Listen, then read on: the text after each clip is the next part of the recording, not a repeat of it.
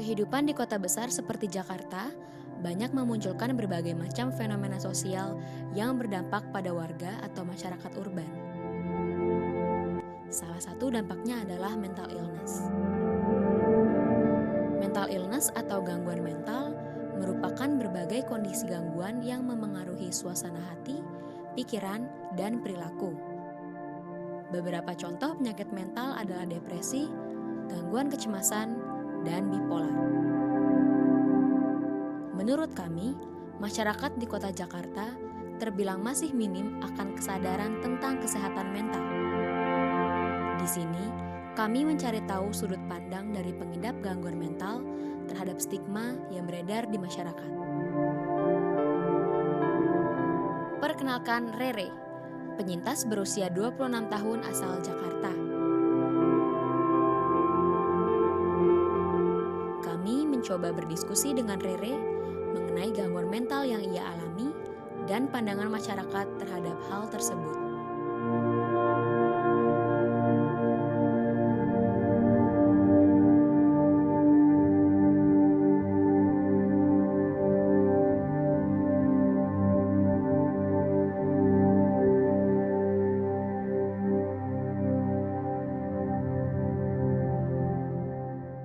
Halo Re, Hai. jadi kan gue punya pandangan nih sebagai seorang yang punya mental issues. Biasanya tuh orang-orangnya tuh pendiam, orang-orangnya tuh tertutup. Nah gue liat nih lo tuh orangnya gampang bergaul, gampang beradaptasi, dan gue bisa bilang mungkin lo adalah orang yang ekstrovert. Nah kalau dari lo sendiri, lo sebenarnya orangnya kayak gimana sih? Apa ya, dibilang pendiam enggak sih, gue sama sekali nggak pendiam. Kayak dibilang kayak punya masalah sama bersosialisasi, berinteraksi sama orang lain juga enggak sih. Jadi kalau misalnya orang bilang orang yang punya mental illness itu pasti pendiam, pasti jarang ngomong, pasti kayak mengisolasi dirinya dia sendiri, tuh enggak semuanya. Karena mungkin itu jadi lebih ke kayak persepsi umum gitu loh. Tapi sebenarnya nggak semuanya kayak gitu. Dibalikin lagi karena sebenarnya penyakit mental kan banyak jenisnya ya. Jadi kalau misalnya kayak di general gitu, kalau orang yang punya mental issues pasti pendiam sih enggak. Nah mungkin gue salah satunya yang extrovert, banyak ngomong, yang kelihatannya kayak fine, bersosialisasi segala macem, cuman tetap punya issues yang nggak kelihatan gitu. Gue dan emang nggak kelihatan, dan karena sifat gue juga, dan gue juga nggak memperlihatkan aja gitu. Nah kalau dari kesan pertama kamu sendiri nih Re, saat kamu tahu kamu akhirnya ternyata punya gangguan mental atau mental issues, apa sih perasaan kamu atau apa sih kesan yang kamu terima gitu? Sebenarnya sih gue udah ngerasa kayak nggak nyaman sama diri gue sendiri tuh udah dari SMP. Dari SMP gue udah ngerasa kayak gue ngerasa kayak ada yang salah nih sama diri gue sendiri. Gue nggak nyaman sama diri gue sendiri. Gue punya tingkat kepercayaan diri yang rendah banget. Gue punya minder akut banget gitu kan. Terus tapi gue masih merasa satu mungkin kayak ya udah nggak sih, kayak manusiawi aja, mungkin semua orang ngerasain kayak gini gitu. Terus semenjak mulai SMA lagi gue udah mulai agak-agak sering denger lah soal mental issues gitu kan. Terus gue kayak ya bisa dibilang gue sempat kayak masih self diagnose karena gue masih belum menemukan professional help gitu kan. Gue masih kayaknya gue kayak dulu tipikal orang yang kayak gue bipolar apa jangan-jangan ya gue sering sedih atau gue punya depresi akut kali ya, masih yang kali ya kayak gitu kan.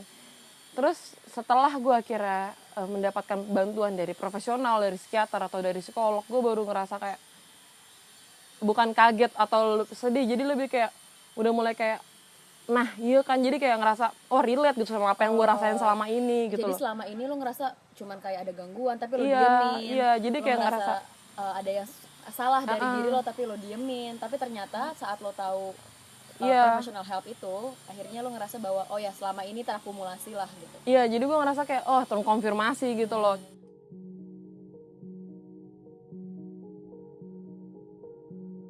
Re, kalau gue boleh tahu nih Re, lo tuh mengidap gangguan mental apa aja sih Re? Kalau dari setelah beberapa kali gue konsultasi ke psikolog gue sih, gue dibilangnya didiagnosa dengan 3 diagnos penyakit mental. Yang pertama tuh ada borderline personality disorder atau BPD. Nah, borderline personality disorder itu biasanya dikenal dengan penyakit kepribadian ambang. Kenapa dia disebut dengan kepribadian ambang? Karena emang dia majornya itu kelihatannya labil akut sebenarnya disebutnya. Labil akut karena dia tuh punya pikiran bercabang, punya kebingungan gitu loh untuk menentukan pilihan, terus punya pandangan abu-abu tentang gue tuh siapa sih sebenarnya, gue tuh ngapain sih sebenarnya di dunia ini. Terus yang kedua tuh PTSD atau Post Traumatic Stress Disorder. Nah, itu salah satu penyakit mental yang di-trigger oleh lo pernah mengalami traumatic event yang seperti misalnya kayak lo menyaksikan kecelakaan, lo mengalami kecelakaan, melihat pembunuhan atau sempat hampir dibunuh, yang kayak gitu-gitu lah. Jadi kayak event-event yang membuat lo tuh ketakutan gitu loh. Dan orang bisa disebut PTSD, membedakan dengan traumatik biasa adalah ketika lo merasakan itu kayak berbulan-bulan bahkan bertahun-tahun kayak nggak bisa lupa gitu. Karena sometimes gue bisa ngerasain ada halusinasi visual atau halusinasi audio yang bahkan nggak bisa orang lain lihat ketika gue merasakan itu gitu. Adalah beberapa traumatic events yang sampai sekarang masih menghantui gue gitu. Terus yang ketiga itu major depressive disorder. Jadi sebenarnya ini kayak si major depressive disorder kayak melingkupi semuanya, karena intinya adalah gue mengalami depresi akut gitu kan. Jadi terakumulasi. Jadi sebenarnya depresi akut yang menyebabkan keadaan sedih terus-menerus, dengan depresi terus-menerus gitu kan. Jadi kayak akumulasi yang dimana sebenarnya semuanya hampir sama, cuman trigger-triggernya aja yang beda dan simptomnya yang keluar kadang berbeda apa yang gue alamin. Ada lagi sebenarnya minor diagnosis itu adalah yang tadi gue sebutin adalah generalized anxiety disorder. Yang dimana itu bisa juga menjadi kumpulan simptoms yang gue rasakan, seperti misalnya sesak nafas, jantung berdebar, major tremor, atau bahkan penglihatan kabur, sulit tidur, gangguan makan dan segala macam. Berarti lo tuh sudah sampai di titik physically ya? Sampai ke fisik yang gue rasain sih. Baik, dan lo hidup dengan si 4 ini. Iya. Dan benar-benar lo harus tahu cara penanganannya gitu. Iya, tapi gue nggak mau mungkiri juga ada momen dimana gue nggak bisa kontrol, gue nggak bisa menghandle diri gue yang benar-benar harus orang gitu lah yang handle gue, karena gue benar-benar yang kalau misalnya gue udah yang over control, gue bisa akhirnya nyakitin diri gue sendiri. Sebagai kayak gue ngerasa gue harus menghukum diri gue sendiri nih gitu, gue entah menjambak rambut gue sendiri, ngejedotin kepala ke tembok, atau mukul kaca, banting-banting barang.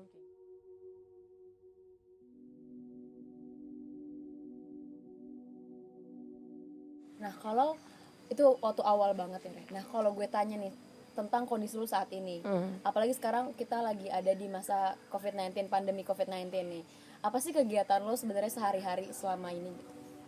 Gue sih sekarang sambil kerja. Gue sekarang aktif kerja, cuma sebagai part time, jadi nggak full time. Untuk terkait dengan apa yang gue rasakan sekarang dengan keadaan COVID-19 kayak gini sih, gue ngerasa susah banget ya untuk orang yang sedang mencari bantuan profesional. Kayak orang yang mencari pengobatan untuk gue, karena gue udah tahu nih gue kenapa gitu kan. Terus pasti kan gue harus ada kayak ongoing medications, ongoing kayak rawat jalan lah gitu istilahnya. Terus di saat kayak gini lo tau kan kayak rumah sakit bakalan sulit banget untuk kita ngeblend di rumah sakit kayak gimana kan, segala macam serba strict kayak gitu kan. Kayak gue kan emang ada juga pengobatan secara medicationnya ada kan. Dan itu pun sulit, jadi dipersulit karena ketersediaan obat. Terus kayak orang yang lebih diutamakan tuh orang-orang yang misalnya yang dengan gejala-gejala COVID, pasti kan istilahnya tuh gue sih ngerasa di zaman pandemi kayak gini tuh kan jadi hal yang utama banget nih sekarang di dunia medis di sekitar kita. Major permasalahannya adalah lo sulit untuk ketemu dengan professional help yang jelas banget. Dan itu bikin jadi kayak orang-orang yang mungkin akan mencari untuk professional help tuh bakalan sulit banget gitu. Either dia nggak akan dapat jadwalnya atau yang emang terbatas banget jadwalnya gitu sih. Ada nggak sih efek dari gangguan mental yang lo hadapi ini terhadap hubungan asmara? Sebenarnya efek yang secara jelas sih enggak sih, cuman kayak efek-efek minor aja kayak emang yang datangnya dari gangguan mental gue. Dari misalnya contohnya kayak dari borderline. Nah, si borderline ini kan dia emang salah satu simptom yang paling utamanya itu adalah kesulitan menjalin hubungan baik dengan orang secara intens. Sebenarnya gitu. Yang gue sebenarnya bingung juga gimana menjelaskannya. Jadi kayak karena ada kesulitan banget tuh mempercayai seseorang, bener-bener distrust banget gitu kan, kesulitan mempercayai orang. Jadi kayak kadang tuh gue suka apa yang lo omongin kadang gue tangkapnya apa gitu loh. Jadi itu kesulitan, mungkin efeknya kali ya, efek terhadap hubungan percintaan lo gitu.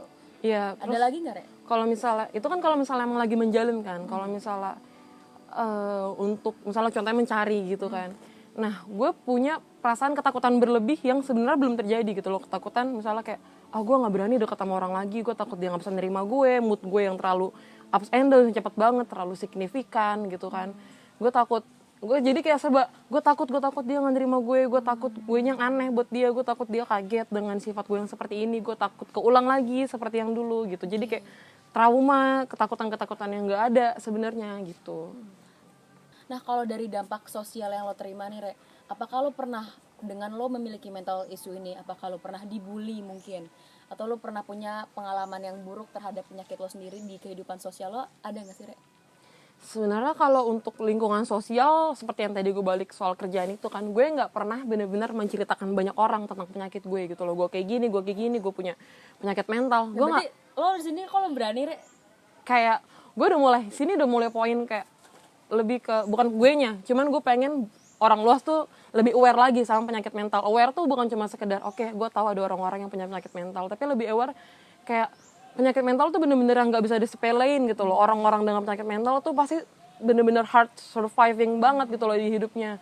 Gimana lo bisa maintain lo kerja, lo berhubungan dengan orang lain, untuk lo bisa bertahan hidup tuh sulit banget sebenarnya. Tapi banyak orang yang masih gue rasain tuh di luar sana yang masih menyepelekan dengan kayak gini loh, jadi istilahnya kayak orang galau biasa aja. Sebenarnya kalau kamu kayak gitu tuh cuma ada di pikiran kamu doang. Sebenarnya kamu bisa mengatur otak kamu untuk nggak marah, untuk nggak baper, untuk nggak galau, untuk nggak sedih.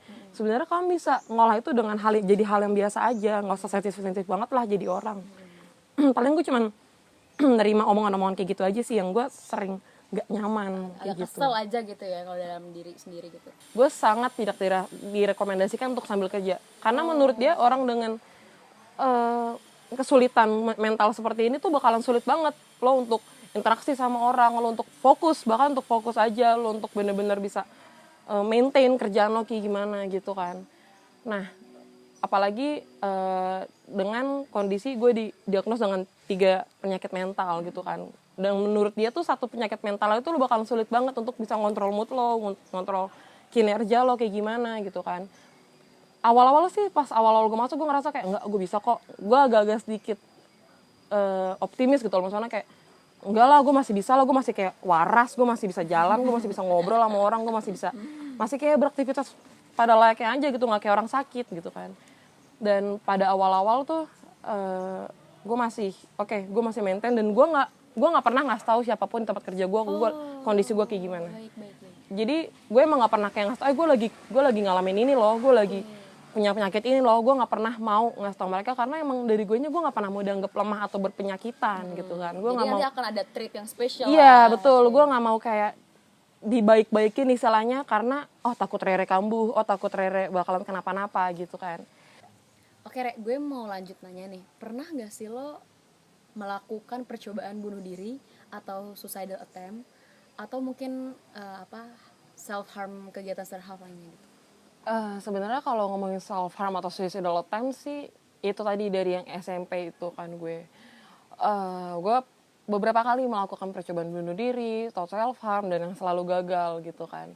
Dari yang mulai dari coba cutting atau coba ngeracunin diri sendiri, atau sampai yang nge-OD-in diri sendiri dengan obat-obatan yang asal-asalan aja kayak gitu.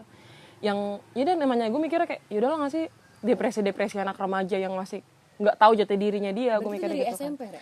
Dari SMP. SMP itu kan sekitar usia 14-15 ya? Memasuki 17 lah. Pokoknya tuh kan masa-masanya lo rentan banget kan. Dan itu gue beberapa kali sih, dan nggak pernah ada yang tahu. Itu gue benar-benar belum seeking for help, masih yang ngerasa ya udah gue cuma lagi iseng aja gitu ngelukain diri gue sendiri, atau coba-coba, atau cuman yang sedih berlebihan, terus gue ngerasa udahlah gue nggak mau hidup lagi. Tipikal anak kecil yang mikirnya udahlah pendek gitu kan. Tapi kalau misalnya sampai sekarang gue akuin gue masih ngelakuin itu. Kalau misalnya suicidal attempt aja tuh yang terakhir gue lakuin sih bulan Maret lalu. Yang udah sebenarnya udah nggak pernah lagi. Yang terakhir tuh beberapa bulan yang lalu. Kalau self harm itu bisa gue katakan hampir kayak seminggu sekali. Kenapa seminggu sekali? Itu kayak setiap gue kambuh gue akan cenderung melakukan ke self harm. Dan kenapa gue ngelakuin itu? Gue menganggap itu sebagai tindakan yang gue lakukan sebagai distraksi akan pikiran gue yang terlalu kusut. Tapi gitu kan. sadar, melakukannya sadar? Gue sadar melakukan itu. Jadi kalau misalnya orang nanya, atau dokter nanya, kenapa kamu ngelakuin itu, apa kamu ngerasa puas setelah melakukan itu? Dibilang pula puas enggak, karena sebenarnya gue akan semakin puas ketika gue semakin lihat itu berdarah, semakin lihat itu luka, gue akan puas. Cuman gue ngerasa gue cukup ke distraksi aja deh gitu atas apa yang ada di pikiran gue yang kusut, banyak suara-suara segala macam yang gue tuh bener-bener nggak bisa ngontrol lagi nih, nggak tahan lagi. Jadi gue lebih baik ngerasain sakit fisik aja gitu daripada sakit yang ada di kepala gue atau perasaan gue yang nggak enak sama badan gue gitu sih. Tadi kan lo bilang lo tuh merasakan itu sendiri, lo mencoba melakukan kegiatan aktivitas itu tuh sendiri. Sendiri. Emang family lo nggak ada yang tahu, Re? Selama ini nggak pernah tahu sih, gue self harm nggak pernah tahu karena emang hubungan gue sama keluarga tuh nggak deket gitu, nggak akrab. Jadi emang kayak keluarga gue tuh tipikal yang kita sama-sama apa sih kayak gengsi gitu loh, menunjukkan rasa kasih sayang, rasa kedekatan kayak gitu kan. Jadi emang nggak akrab. Jadi setiap gue punya masalah apapun ya gue akan menyimpannya sendiri gitu. Yang dari SMP gue selalu kayak gitu. Jadi ada masalah apapun di keluarga, gue yang menyaksikan sendiri dengan mata kepala gue sendiri. Cuman gue nggak pernah share itu keluar. Jadi gue nggak akrab. Tapi yang terakhir kali yang gue bilang bulan Maret itu gue sampai masuk IGD kan. Itu jadi ya dari situ baru nyokap bokap gue akhirnya tahu gue kenapa. Jadi akhirnya mereka juga tahu sekarang gue lagi pengobatan, lagi on medications, lagi struggling sama something. Cuman mereka tetap nggak ngerti sih kayak Sampai sekarang penyakit mental tuh nggak ngerti kayak gimana sih, kayak orang tua aja gitu. Jadi gue cuman bilang kayak depresi gitu. Jadi gue cuma ngasih tahu secara gamblangnya aja depresi gitu. Mereka oh ya udah gitu. Tapi dia selalu kayak support banget sih, nggak terlalu sih. enggak. Berarti kalau gue boleh tahu, support system nih yang membantu lo untuk healing, yang bantu lo buat ketemu sama professional help itu siapa, Re?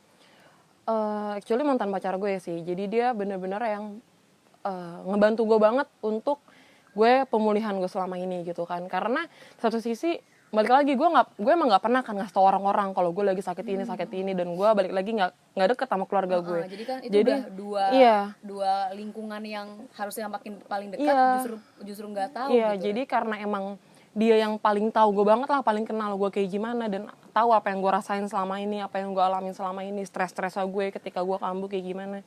Nah setelah gue kayak udah gue mulai sharing sama psikolog, gue mulai sharing sama psikiater, gue mulai sharing sama support system gue gitu kan.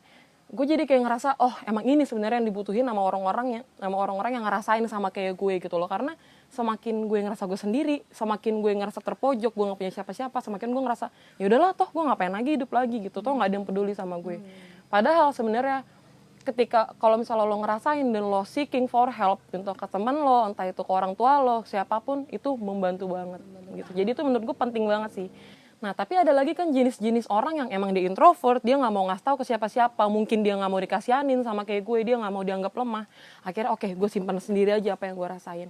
Nah itu pentingnya buat masyarakat luas atau orang-orang pada umumnya yang bisa lebih peka lagi sih. Gue sebenarnya harap banget orang-orang tuh jadi lebih peka kayak there is something wrong with these people gitu kan, with this person, kayak ada yang aneh, dia kenapa sih lebih diem, dia kenapa ada sering menjauh, sering mojokin dirinya sendiri gitu kan. Nggak ada salahnya kita untuk coba approach dia duluan gitu loh. Kayak can something I help gitu kan, apa yang bisa gue bantu buat lo gitu kan, gue dengerin cerita lo atau apa gitu kan.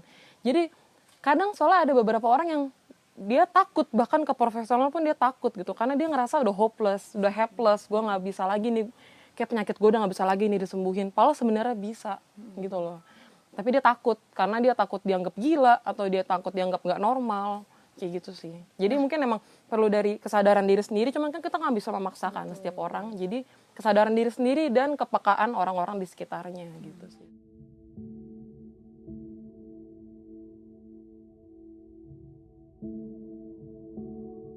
Nah, Re, bagaimana sih, Re, pendapat kamu nih tentang anak-anak muda zaman sekarang nih? Ada yang teman-teman kita sendiri mungkin, atau kamu pernah lihat di sosial media gitu, orang-orang yang gampang banget self-diagnose tentang mental illness.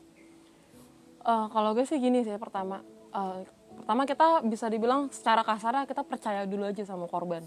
Misalnya ketika ada orang yang update gitu, jangan langsung palingnya juga lo cuma self-diagnose gitu kan, atau palingnya emang lo yakin lo anxiety, emang lo udah periksa gitu. Pertama-tama jangan kayak gitu dulu sih. Mungkin sebenarnya bisa aja emang dia ngerasain itu gitu kan. Mungkin dia emang dengan cara seperti itu dia lagi seeking for help gitu kan. Kalau misalnya bisa kita tanya aja gitu kan ya. What can I do gitu kan. Apa yang bisa kita bantu buat lo.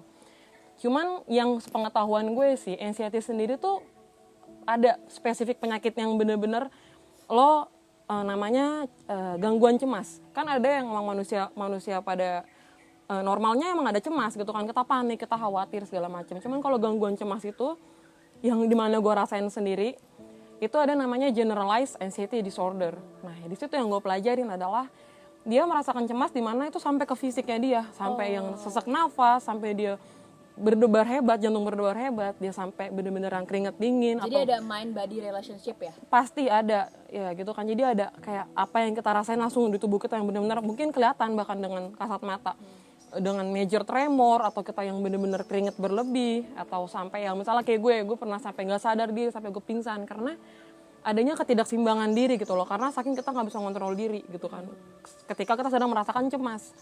Nah itu namanya sebenarnya anxiety yang sebenarnya, pengetahuan gue bisa dikoreksi kalau salah-salah.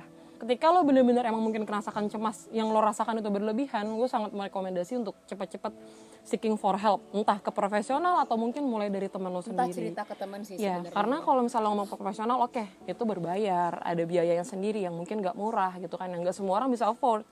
Cuman gue yakin kok pasti ada lo punya teman yang mungkin entah punya channel untuk gue bisa bantuin lo dulu sementara gitu kan, untuk istilahnya itu pertolongan pertama gitu loh. Jadi sebelum lo merasakan lo ngomong gue yang punya anxiety nih gitu kan ya, kenapa lo bisa ngomong kayak gitu kan, sedangkan anxiety sendiri itu bisa last for hours, bisa seharian, bahkan bisa berhari-hari. Bahkan it's a big thing banget, dan itu bener-bener mengganggu banget dan gak enak banget, bukan cuma sekedar cemas doang atau cuma galau-galau doang. Karena insomnia aja contohnya itu adalah part of anxiety, apa yang misalnya gangguan tidur karena lo cemas. Itu kita nggak bisa bilang kita insomnia kalau misalnya cuman kita nggak bisa tidur sampai jam 3 pagi atau jam 4. Langsung aduh gue insomnia. Karena pada aslinya tuh insomnia lo bisa 3 hari bener-bener segar gitu, lo nggak tidur 3 hari, 2 hari, 3 hari nggak bisa tidur, bahkan seminggu ada yang sampai seminggu. Kalau dari kamu sendiri nih, pengalaman kamu sebenarnya gimana sih akses apa yang bisa kita lakukan nih saat kita mungkin ada gangguan kecemasan atau udah ngerasa perlu nih dibantu nih? Apa sih akses pertama yang bisa kita reach gitu untuk teman-teman kita mungkin atau diri kita sendiri gitu? Iya, dari pengalaman gue sih gue jadi banyak banget belajar ya. Sebenarnya ketika dulu gue berpikiran, gue nggak punya nih bantuan apa-apa, gue nggak bisa nih kemana-mana gitu kan. Atau mungkin ada orang-orang yang berpikiran, gue ada penyakit mental nih, gue harus langsung ke rumah sakit jiwa. Itu menurut gue sekarang gue bisa bilang itu adalah statement too much gitu loh. Karena sebenarnya setelah gue pelajarin lagi tentang rumah sakit jiwa, jadi ada yang membedakan. Kita ada yang punya gangguan mental, misalnya kayak gue gitu kan, dengan beberapa gangguan mental. Ada lagi yang benar-benar disebut dengan ODGJ, orang dengan gangguan jiwa, yang dimana dia bisa disebut demikian karena dia udah nggak punya ability lagi, dia nggak punya kemampuan lagi untuk berkomunikasi kayak kita sekarang. Nah, kalau misalnya yang masih lo ngerasa kayak gangguan mental, menurut gue jadi banyak loh kayak alternatifnya tuh banyak banget, apalagi sekarang udah ada online online consultation di aplikasi gitu. Iya, dengan teknologi yang makin kayak lo gampang gitu loh untuk dapetin apa aja di HP lo gitu kan. Pertama, mungkin dari yang bukan teknologi, mungkin emang lo ada beberapa orang yang belum gimana banget sama teknologi gitu kan. Kita bisa kok ke puskesmas, dan sekarang ada puskesmas yang menyediakan psikolog. Ya, dan lo bisa menggunakan BPJS gitu loh. Jadi kayak kita kalau misalnya bilang mahal enggak, bahkan sebenarnya bisa dengan BPJS pun lo datang ke puskesmas, lo ceritain apa yang lo rasain. Karena gue pernah kayak gitu, gue pernah ke klinik menggunakan BPJS, gue nanya dulu pertama-tama gue kenapa-napa, dokter umum pun sebenarnya bisa nangkep gitu loh, walaupun nggak secara spesifik ya. Dia bisa nangkep, ini ada post depression, nanti dia akan merujuk ke rumah sakit dengan yang ada psikiater atau psikolog. Sekarang banyak aplikasi medis yang bisa lo download, ya kan, ada beberapa lah, bukan cuma satu bahkan. Sekarang kan juga udah jadi tren lah ya. Yes, nah di situ kan jadi lebih mudah, dan di situ ada juga psikiater, jadi ada kedokteran jiwa gitu kan yang bisa lo akses dari situ, dan emang berbayar sih, cuman menurut gue sih masih sangat-sangat affordable ya, masih murah untuk lo sekali konsultasi di aplikasi itu, misalnya kayak dia sekitaran 1 jam gitulah. Nah selain itu yang gue bilang tadi, sebelum lo bisa reach ke psikolog yang mungkin menurut lo mahal gitu misalnya, belum affordable, ada lagi aplikasi-aplikasi konseling. Nah itu ada beberapa aplikasi konseling yang pernah gue juga coba, dan itu juga menurut gue masih murah sih. Dan jadi lo coba curhat dulu di sana, nanti mungkin dia akan merekomendasikan ke psikolog kayak gitu. Dan menurut lo itu juga cukup membantu gitu? Cukup membantu sih, cukup membuat gue jadi kayak lebih terbuka. Oh ternyata ada step-stepnya nih, ternyata ada jalannya nih, bisa kesini gitu. Jadi gue nggak bener-bener kayak hopeless atau helpless aja gitu. Oke. Nah, ini terakhir nih ya, Re. Menurut lo harapan lo nih sendiri sebagai seorang penyintas nih terhadap pemerintah dulu deh. Apa sih yang lo harapkan kepada kebijakan-kebijakan pemerintah mungkin? Menurut gue sih sangat mengharapkan banget nih pemerintah lebih melek lagi gitu istilahnya sama penyakit mental ini gitu, dengan gangguan-gangguan mental yang sebenarnya sih major, common gitu loh, common soalnya very common kalau misalnya untuk terjadi, nggak langka-langka banget. Apalagi kalau misalnya kita mau memandang ke negara-negara yang lebih maju, contohnya ke Amerika contohnya, dia punya suicide hotline kan, yang 1800 berapa itu gue lupa. Nah kenapa, misalnya gue nggak tahu sih, gue belum tahu di Indonesia ada apa enggak, cuman mungkin kalaupun memang ada, lebih disosialisasikan lagi. Kalau misalnya lo memang bener-bener have no one untuk lo ceritain atau tentang lo butuh bantuan, lo bisa telepon ke sini gitu. Tapi yang sebenarnya kalau misalnya kita lebih mau nyari lagi tuh, yang gue juga udah mulai lihat-lihat, banyak komunitas pribadi atau komunitas organisasi non profit yang mulai membantu orang-orang yang membutuhkan pertolongan seperti gue ini. Contohnya kayak komunitas kan organisasi yang membantu, kalau misalnya lo bisa misalnya kayak Instagram gitu, kalau misalnya lo merasakan pengen bunuh diri atau self harm, bisa chat kita, bisa DM kita, kayak gitu. Jadi seenggaknya ada wadahnya. Iya, sebenarnya ada wadah yang mungkin memang didirikan oleh anak-anak muda yang mulai aware gitu kan. Jadi mereka bikin organisasi yang bisa membantu orang-orang untuk preventing suicide attempts gitu. Nah itu kan untuk harapan lo ke pemerintah nih. Nah kalau harapan lo sendiri untuk ke audiens nih, ada nggak kira-kira? Kita lebih peka lagi sih sama sekitar kita, dengan teman-teman kita, dengan keluarga kita lebih tepatnya. Karena balik lagi, contohnya kayak gue nggak akrab sama keluarga gue have no idea gue kenapa gitu. Dia benar-benar nggak tahu gue kenapa, sampai akhirnya gue harus masuk rumah sakit dulu atau gue harus melakukan suicide attempt dulu gitu kan. Sebelum terlambat gitu loh, coba gitu tanya kenapa sih gitu, lagi ada apa sih gitu. Kalau sebenarnya menurut lo itu bisa di minimalisir nggak sih sebelum makin menumpuk gitu? Sangat-sangat bisa sih. Dengan cerita dulu ke orang terdekat gitu ya. Gue merasa kalau misalnya posisi gue sekarang dapat support yang secara kayak tadi gue ceritain, lebih nggak mendapatkan trigger. Kalau misalnya dia lebih awal gue udah mendapatkan seperti itu, mungkin gue akan lebih terkontrol gitu loh. Gue lebih terkontrol, gue lebih dapat dukungan penuh, karena seperti yang gue rasakan dengan apa yang gue alami sekarang, ketika gue mendapatkan support penuh dari beberapa orang tuh membuat gue jadi makin kuat, makin yakin kalau gue tuh bisa pulih gitu loh, gue bisa sembuh gitu loh, gue bisa kembali misalnya punya harapan lagi lah gitu untuk hidup, dan gak berpikir kalau misalnya yaudah gue pengen akhirin hidup gue aja, dan gue masih ada orang-orang yang peduli dan sayang sama gue gitu. Berarti lebih cepat penanganannya, lebih meminimalisir kejadian-kejadian yang mungkin bisa di hold gitu. Iya, karena kalau misalnya biasa kan orang mau bunuh diri karena ngerasa dia udah nggak diharapin lagi, dia udah nggak dipedulin lagi. Nah ketika dia mendapatkan banyak cinta di sekitarnya, banyak kepedulian di sekitarnya, dia ngerasa kayak oh berarti gue worth untuk hidup gitu.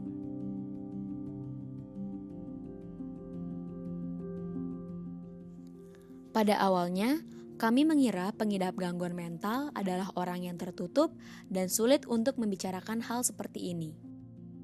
Ternyata, tidak seperti yang kami bayangkan. Pada akhirnya, kami semakin yakin bahwa kesadaran masyarakat terhadap gangguan mental masih minim. Perlu bagi kita untuk sadar akan kesehatan mental diri kita sendiri, serta berkonsultasi dengan ahli apabila mengalami gejala gangguan mental. Kita juga harus peka akan kondisi di lingkungan sekitar, karena banyak kasus gangguan mental yang dipengaruhi oleh lingkungan sekitar. Serta kita harus peduli dan suportif terhadap pengidap gangguan mental.